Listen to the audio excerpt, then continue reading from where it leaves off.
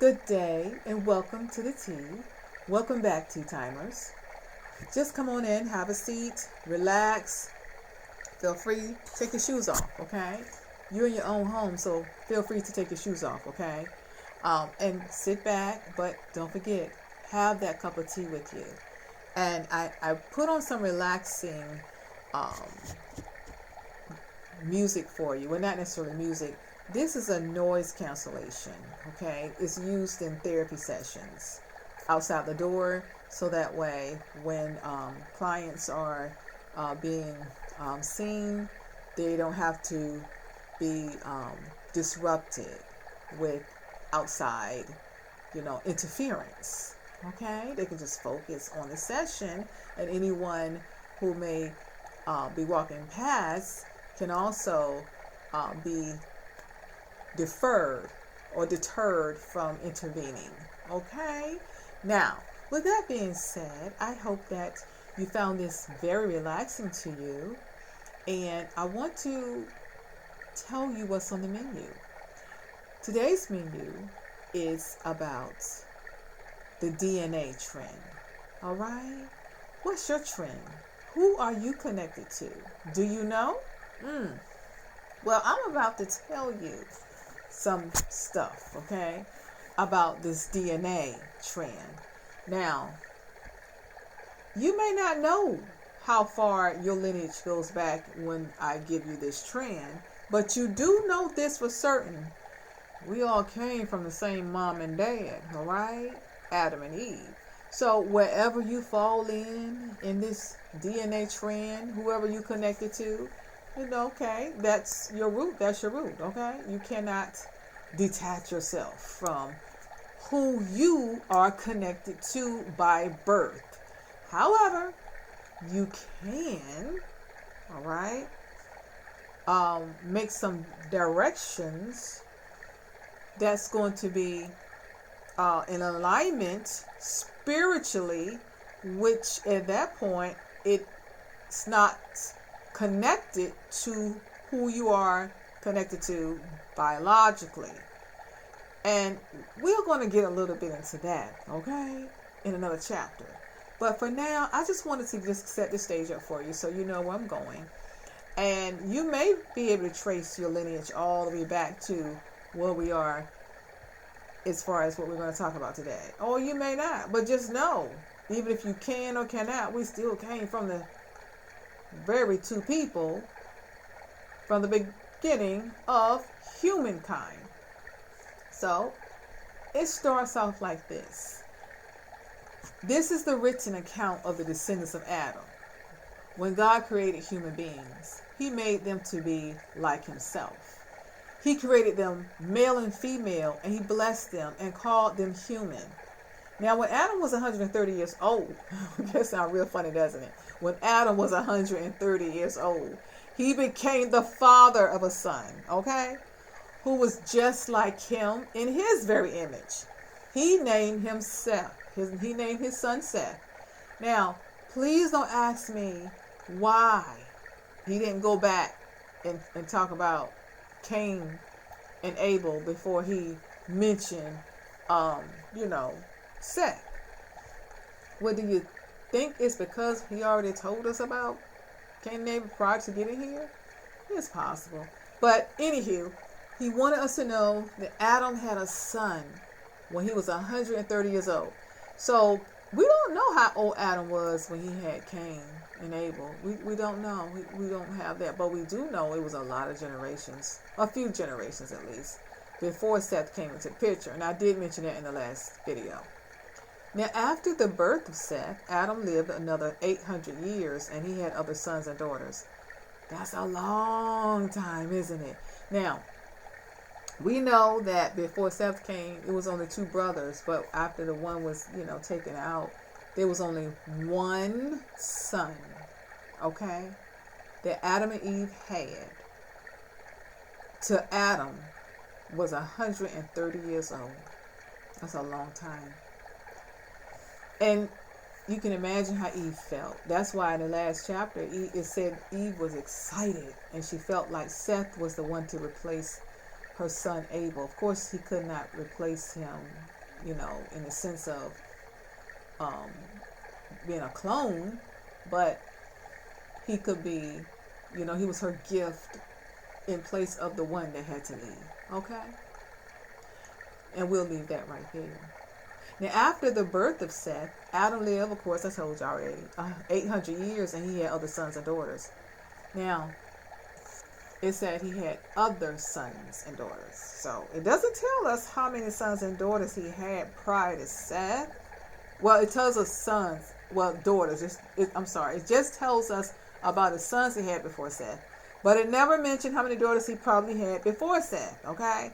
But it does let us know he had other sons and daughters after Seth. So that means he had daughters before Seth.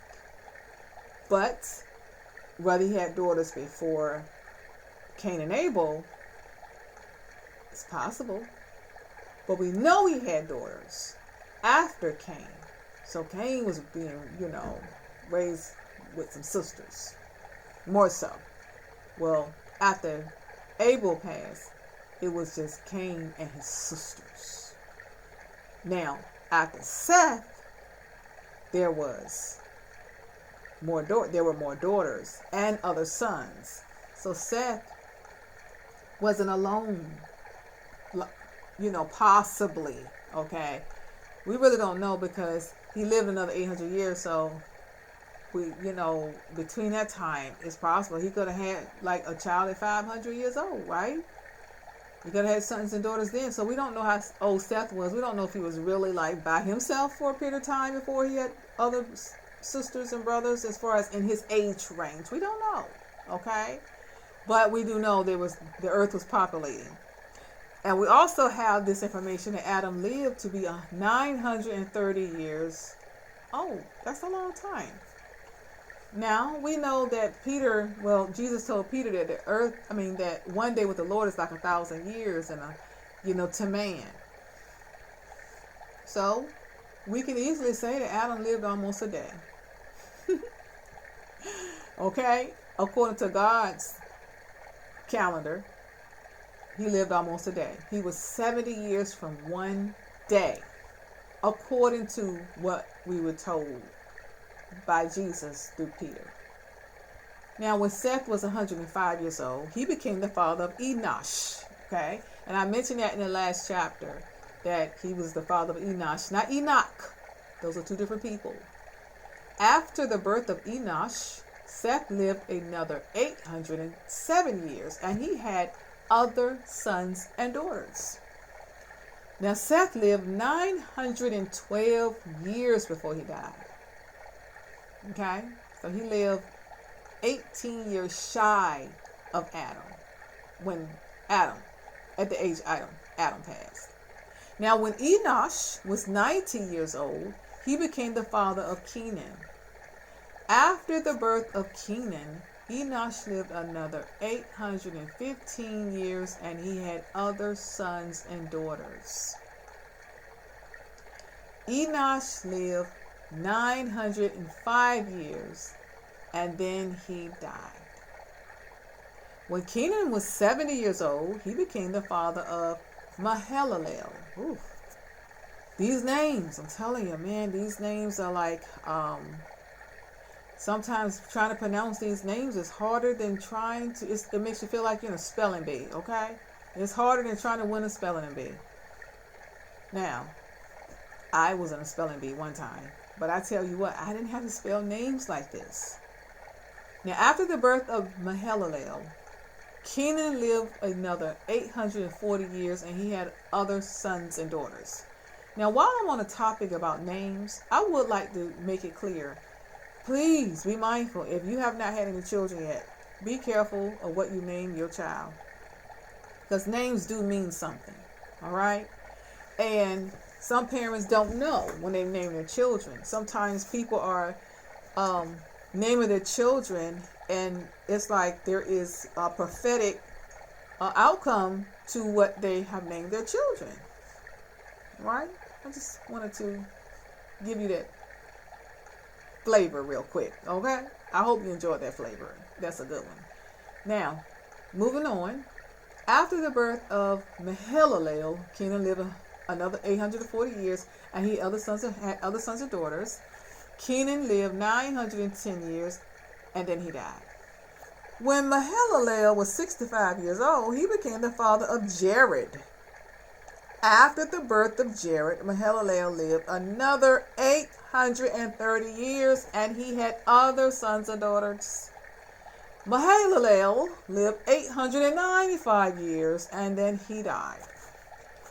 When Jared was 162 years old, he became the father of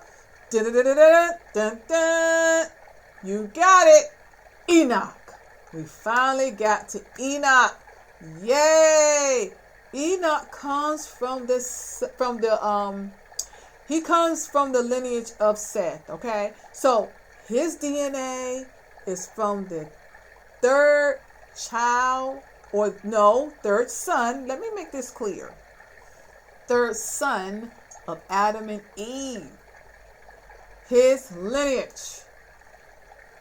Father was Seth. Seth was the father of Enoch. Okay? This is very important. Okay? And you'll see why in the upcoming chapters. Now, after the birth of Enoch, Jared lived another 800 years, and he had other sons and daughters. Jared lived 962 years, then he died. But when Enoch was 65 years old, he became the father of Methuselah. There's a saying that I remember that as I was growing up called oldest Methuselah. Now, after the birth of Methuselah, Enoch lived in close fellowship with God. Okay? Let's keep it in mind. So, Enoch was 65 when he had Methuselah. Now, it was after the birth of Methuselah that Enoch lived in close fellowship with God. So, Enoch was 65 when he started a close relationship with Yahweh. Wow. And he did this continuously for the next 300 years of his life. And he had other sons and daughters. Okay? So, his dad was still alive. Okay? Because we know that his dad had him when he was 162 years old. So his dad, Jared, had him when he was 162 years old. And so you add 162, right? Plus 65, 365. So you get the math, all right? So he's about 500 and some years old when Enoch left him. All right? So his dad was still here. And Enoch walked so close to the Lord, with the Lord now, that one day he walked and he was seen no more. Let me tell you, don't ask me where he went, because it's right there in your face. If you're reading this right now, okay, then you know where he went. You know where he is to this day. He walked in close fellowship with Yahweh. Then one day he disappeared because Yahweh took him. So where Yahweh is, that's where Enoch is. Yes. Right now. He did not die. Okay? He left. He went with the Lord. So, he was raptured. Okay? That's the first of the first that we have now. Okay? Of the rapture. Pay attention, reader. Pay attention. That's how it's going to look when Jesus come and get his children. All right? We'll be here, and he's coming to get us, and then we'll be gone. He walked so close in fellowship, he was raptured right on out. Okay? And he was transformed because his body could not live in heaven in the flesh. Because the word of God, Jesus, well, Yahweh told us that flesh and blood will not enter the kingdom. So he was given a new body. He had to be given a new body in order to be in there, in that place. He had to be given a new body, okay? Because that's what the Lord made it very clear to us. So, that is the first time we see the rapture. That's going to happen. It's going to happen again. Yes, it is. Just let you know. I'm not talking about the one that we're looking forward to, those of us who are, that are following Jesus. I'm talking about in the Old Testament. It happened again with somebody else, okay? Which in turn make people question who's coming back as far as the two witnesses. And it's funny to me because, I'm like this. If he didn't tell us, then we don't need to know. Because that's kind of what got Eve in trouble in the first place. She was curious. So much so, and the enemy saw she was curious, right? Because he watches people. He has.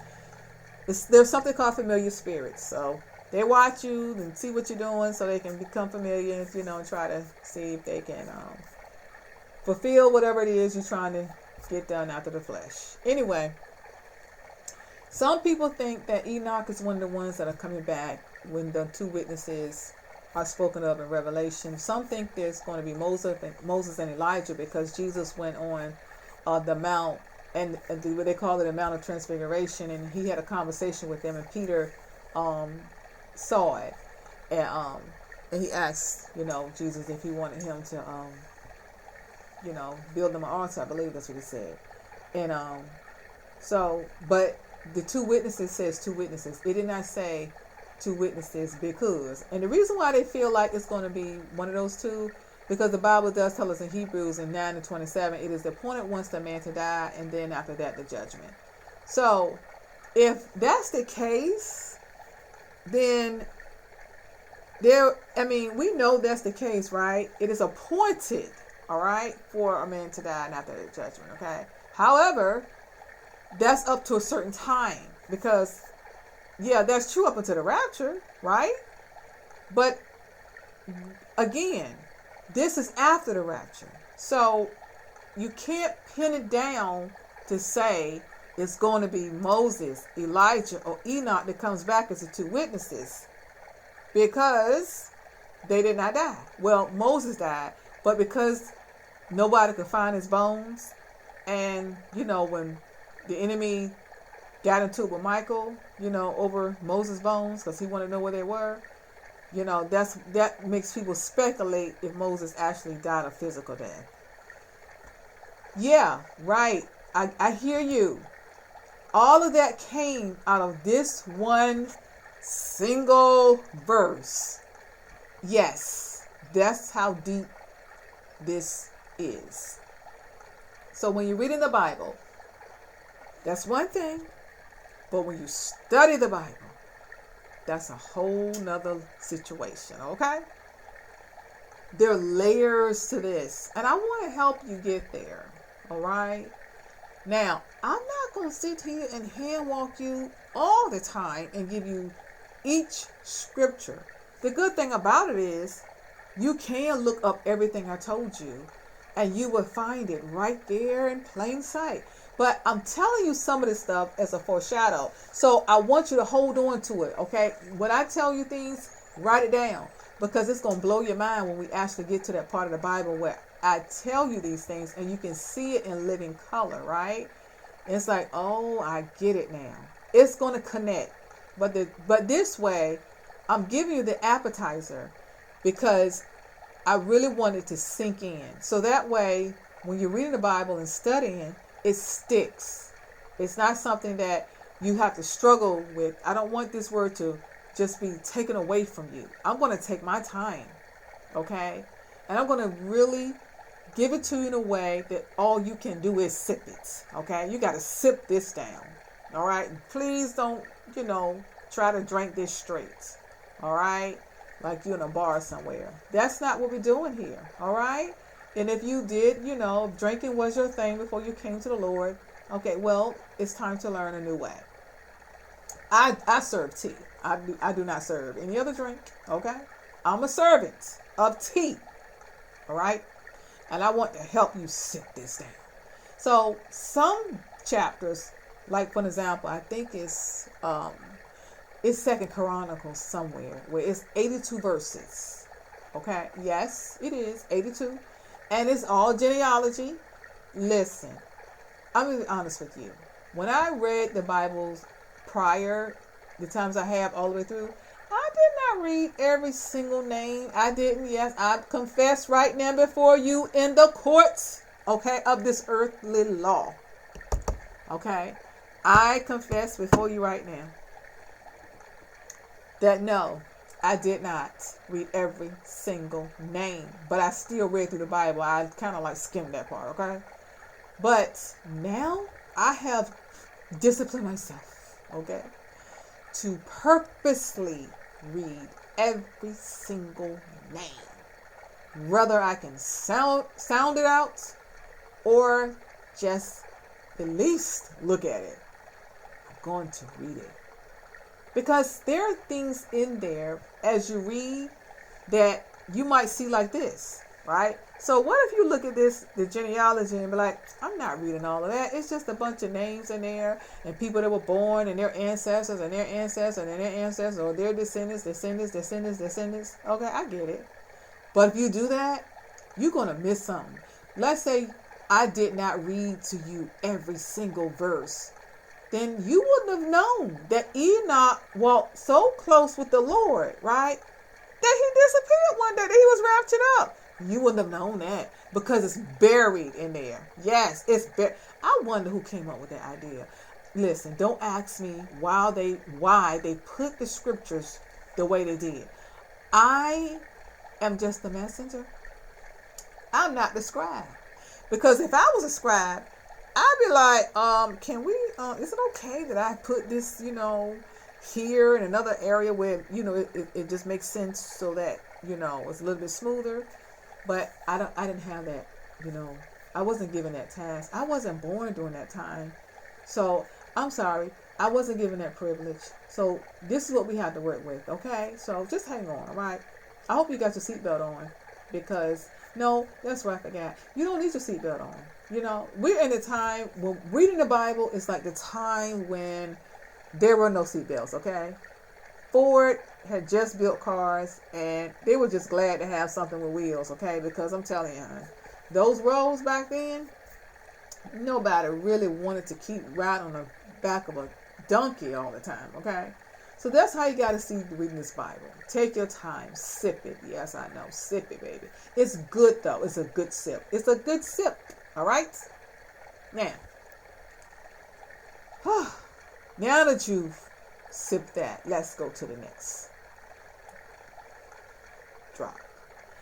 Here it says, when Methuselah was 187 years old, he became the father of Lamech.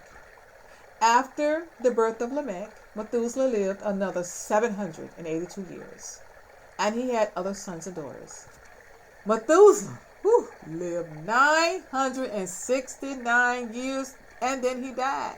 No wonder they have this saying, old as Methuselah. But it says when Lamech was when Lamech was 182 years old, he became the father of a son. Lamech named his son, here we go. Dun, dun, dun, dun. Introducing Noah. For he said, may he bring us relief from our work and the painful labor of farming this ground that the Lord has cursed. Now, what if you would have skipped and jumped to the next chapter and did not read all the way down? You're about to miss the biggest heights that's about to happen in the history of the beginning of the world. You was going to miss this. I'm telling you, this is not something that you just want to flip over. You got to really take your time on this one. You got to comb this baby because it's about to be a real setup. Okay? It's about to be a setup so awesome. Now, let me tell you. I got to stop right here for a minute because I want to really paint this picture. This right here, you got to stop. Look, I don't want you to just stop. You can even put your teacup down. Go to the window. Okay, I want to show you something. Oh my goodness. Will you look outside with me? Listen, look outside. Let me show you something. It says Lamech named his son Noah, for he said, may he bring us relief from our work and the painful labor of farming this ground that the Lord has cursed. After the birth of Noah, Lamech lived another 595 years, and he had other sons and daughters. Lamech lived the perfect age, 777. All right, 777 years, and then he died. Let me tell you something. That was a perfect number. The Lord is big on numbers. He has a whole book on numbers, okay? So don't tell me, okay, that the Lord does not speak through numbers. If it wasn't all of that, then there would not be a copycat called angel numbers. Though that's a whole different lesson, okay? I'm not here for that right now, okay? I just really want you to know that there is something out there called angel numbers, and they're real for the dark world, okay? But it's a copycat. Let me make myself clear to you. Everything that's real, that's for God, has an alternative for the dark world, okay? So we're going to get into that. However, we're right here now. So you still looking out the window, right? Okay. Now, I want to show you something. It says, after Noah was 500 years old, he became the father of Shem, Ham, and Japheth. Woo! It's about to get hot up in here. Listen, you don't need any more tea right now. I want you to you can get some tea, but this time I want you to put some ice in it, okay? Go to your refrigerator right now. Get you some ice, all right? Because you cannot, listen, you are not going to be able. All right, you just won't. You're hot already. It's just too hot. Okay, it's too hot to be sipping some hot tea right now. You're gonna need an ice cold to bring a balance to your spiritual understanding about where we're going. Okay, because it's gonna be it's about to be a serious setup, and I'm telling you, this is the first major showdown. Well, no, we already talked about the first showdown. Okay, there's going to be a showdown. Oh my goodness, that's going to blow your mind. Now, listen. Now, I'm going to go ahead and tell you this. The Bible tells us. You know what? Let me pull that scripture up so you know I'm not playing here. Jesus told us, all right, more specific, okay? Jesus said it would be like the days, okay? The days, not day. Okay, let me make this very clear to you if you do not understand. Not day, but days of Noah. Because the disciples wanted to know, Jesus, what's going on? Okay? What's going on? Now, I told you. You hang in there with me, okay? So, by the time, if the Lord has not come yet, we get to Revelation, you're going to already see how Genesis works its way through all the way to Revelation. So, even though we are at the end of our full course meal, okay, for the tea sip today, I can't leave you like that, okay? I really care about you, and I must engage in the deal here, because he told us it was going to be like the days of Noah. He said it'll be eating and drinking and giving into marriage up until the day, okay, when the flood came for Noah. It'll be up to the day when Jesus come and get his saints. Now, let's, go outside now. At first I told you, look out your window. Now I want you to go outside and stand on the porch, because I'm about to give you something, okay? I'm about to pull up in a car, okay? Look for me. I'm coming. I'm coming down the street right now. And I'm going to pull up. And I got this car. All right. And the license plate says Matthew 24. Okay. Come on. That's how you're going to know it's me pulling up. All right. All right. Because I can't be playing with y'all. Okay. I have to make sure that you see me coming and that you do not get me confused. Okay. With another driver out there. Okay. It's only one of me. Okay. And trust me. The world only needs. Okay. One of me. Now, I'm pulling up. Let me know in the chat when you see the license plate, Matthew 24. Okay? Okay, you see it? Okay, great. That's me. So, sit down. Just sit on your porch. All right? And I'm just going to stay in the car. All right? And I want to just, share something with you. I want you to understand. I want you to hear my heart today as I share this with you. Because this is breaking news right now. And the thing is, you are very entitled and blessed to get this breaking news because the world doesn't have this yet, all right? It's coming. But see, the world when I say the world, the secular world, they're blinded, right? If they're not in the Lord, then they don't know what's coming, right? But the saints do. So listen up. All right. So let me just share this with you. I got this information in my hand, this newspaper, and I'm going to read this to you, okay? So it's talking about the future. So he told us back then, Jesus told us back then, right, which was still sooner than the days of Noah. 24, it says, as Jesus was leaving the temple grounds, his disciples pointed out to him the various temple buildings. But he responded, do you see all these buildings? I tell you the truth, they will be completely demolished. Not one stone will be left on top of another. Later, Jesus sat on the Mount of Olives. His disciples came to him privately and said, Jesus, tell us, okay, when will all this happen? What sign? Okay, come on, bruh, what sign, okay, is going to signal your return at the end of the world? So Jesus is like, okay, I'm in verse 4 if you're trying to follow me. Okay, Matthew 24:4. Jesus is like, listen, real talk. Don't let anyone mislead you, okay?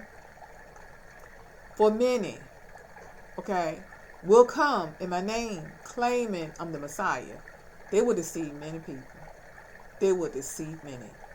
And you're going to hear about wars now and threats of wars. But don't panic, okay? Chill. Don't panic. Yes, these things must take place.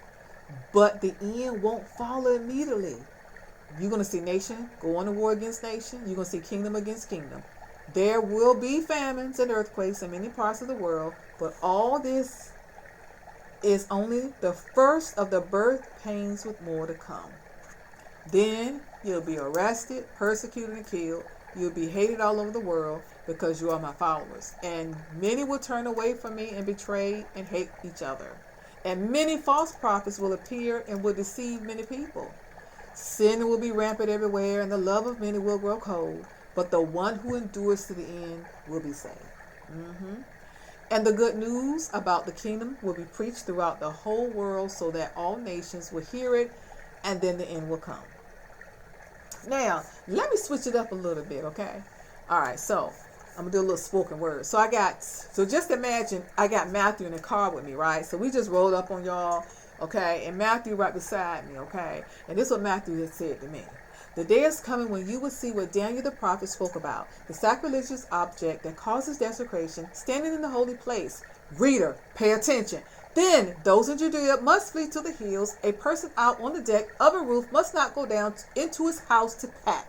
A person out in the field must not return even to get a coat. How terrible it would be for pregnant women and for nursing mothers in those days. And pray for that your flight will not be in winter or on the Sabbath, for there will be greater anguish than any time since the world began, and it will never be so great again. In fact, unless the time of calamity is shortened, not a single person will survive, but it will be shortened for the sake of God's chosen ones. Woo! Matthew, thank you so much for sharing that with me. That was a bit much right there, Matthew. Okay, so I'm going to read 23 for you. Then, if anyone tells you, look, here's the Messiah, or There he is. Don't believe it. For false messiahs and false prophets will rise up and perform great signs and wonders, so as to deceive, if possible, even God's chosen ones. See, I have warned you about this ahead of time. So if someone tells you, look, the Messiah is out here in the desert, don't bother to go and look. Or, look, he is hiding here. Don't believe it. For as the lightning flashes in the east and shines to the west, so it will be when the Son of Man comes. Just as a gathering of vultures shows there is a carcass nearby, so these signs indicate that the end is near. Immediately after the anguish of those days, the sun will be darkened, the moon will give no light, the stars will fall from the sky, and the powers in the heavens will be shaken. And then at last, the sign that the Son of Man is coming will appear in the heavens, and there will be deep mourning among all the peoples of the earth. And they will see the Son of Man coming on the clouds of heaven with power and great glory. And he will send out his angels with the mighty blast of a trumpet, and they will gather his chosen ones from all of the world, from the farthest ends to the earth and heaven. Now, learn a lesson from the fig tree. When its branches bud and its leaves begin to sprout, you know that summer is near. In the same way, when you see all these things, you can know his return is very near, right at the door. I tell you the truth, this generation will not pass from the scene until all these things take place. Heaven and earth will disappear, but my words will never disappear. However, no one knows the day or hour when these things will happen. Not even the angels in heaven or the Son himself. Only the Father knows. When the Son of Man returns, it will be like it was in Noah's day. Woo! I had to take y'all with me. This time, y'all are in the car with me. Y'all are sitting in the back seat. I got Matthew in the front seat beside me, and I'm driving. And I finally got you here, right? This is where I wanted to take you. All the way to Matthew 24 and 37, which connects you back to Genesis chapter 5. At the end of chapter 5, when we're introduced to the showdown man who is the one that God used, right? Oh, that's right. We're not there yet, so I don't want to go too far. Okay? Let me back up. Okay, I'm backing up so y'all can get out of the car, okay? But don't get out yet. Let me give you this to take with you, okay? Put this in your back pocket. Please do not let it go. Hold on to it because you're going to need it, all right? So, again, 37 tells us, when the Son of Man returns, it will be like it was in Noah's day. In those days before the flood, the people were enjoying banquets and parties and weddings right up to the time Noah entered his boat. People didn't realize what was going to happen until the flood came and swept them all away. That is the way it will be when the Son of Man comes. Woo! That part right there. You got it? You got it in your pocket? Okay, please, whatever you do, take this with you, all right? Okay? Don't let it go. Put this in your heart. Write it on your heart, okay? Don't let go of this word. Then it goes to tell us, all right? You still in the back seat? Okay, let me turn around and talk to you. 2 men will be working together in the field. One will be taken, the other left. 2 women will be grinding flour at the mill. One will be taken, the other left. So, you too must keep watch, for you don't know what day your Lord is coming.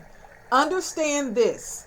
If a homeowner knew exactly when a burglar was coming, he would keep watch and not permit his house to be broken into. You also must be ready all the time, for the Son of Man will come when least expected.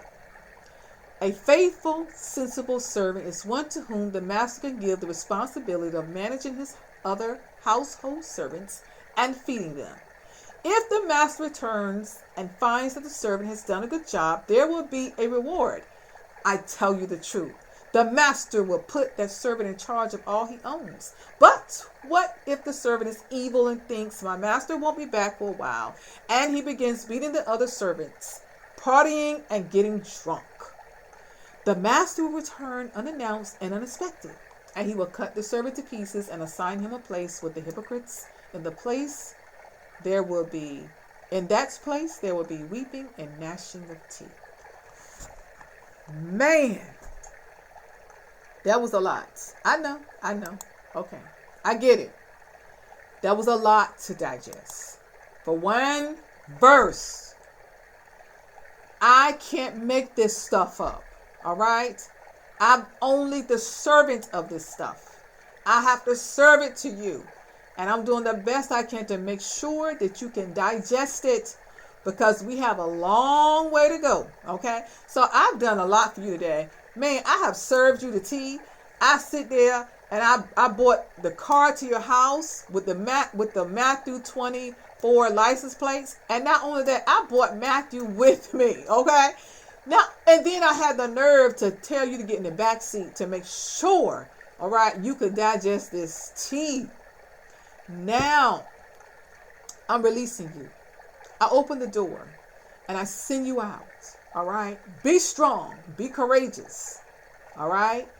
Hold on to what you've heard today, because you're going to need to remember this as I continue to walk you through these 300, okay, and some days of reading the Bible. Now, it would be ironic to me if, no, it's going to be 3.5. What am I talking about? It's about 3.5 years. I don't know what I was thinking. 365 times 3. I don't know what it is. Definitely over 1,000 days, okay? So, anywho, hang in there, right? And until the next time you sit with me, stay planted and enjoy your tea.